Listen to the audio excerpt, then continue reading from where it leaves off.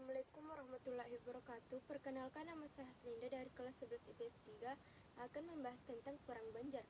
Perang Banjar merupakan perang untuk melawan kolonial Belanda yang dimulai pada tahun 1859 hingga 1906. Perang ini termasuk dalam penjajahan Belanda di Indonesia. Nama lainnya adalah Perang Kalimantan Selatan atau Perang Banjar Barito yang letaknya di Kesultanan Banjar. Wilayah perang ini meliputi Kalimantan Selatan dan Tengah. Konflik ini dimulai ketika Belanda memonopolikan perdagangan di Kesultanan Banjar. Ternyata Belanda menginginkan hal lebih yang ikut campur di urusan kerajaan yang bertambah kalut. Perang ini berakhir dengan kemenangan Belanda.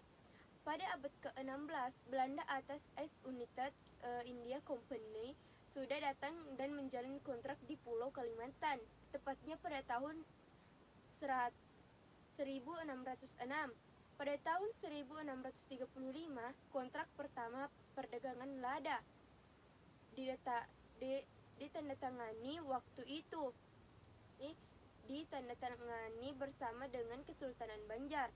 Waktu itu, lada merupakan produk mewah di Eropa dan tentunya menjadi alasan utama Belanda berada di tempat ini. Pada abad ke-19, Herman Willem Daendels selaku gubernur Hindia Belanda memutuskan untuk meninggalkan Banjarmasin atas pertimbangan tidak ekonomis.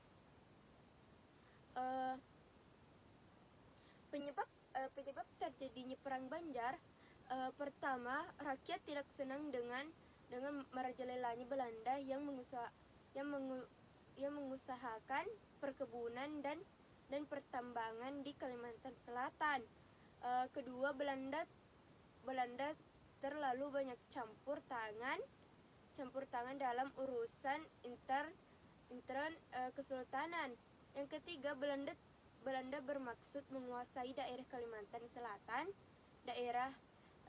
karena daerah ini ditemukan pertambangan batu bara. Di kota Martapura, Belanda telah merencanakan untuk memindah ibu kota kesultanan ke kota negara sampai bekas ibu kota pada zaman Hindu.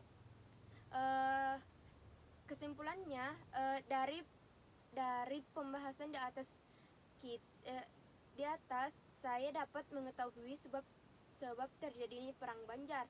Yang pertama, rakyat tidak puas terhadap campur tangan Belanda dalam penggantian tahta di Banjar. Kedua, Banjar menangkap Prabu Anom pada tahun 1857, seorang bangsawan yang terkenal memusuhi Belanda.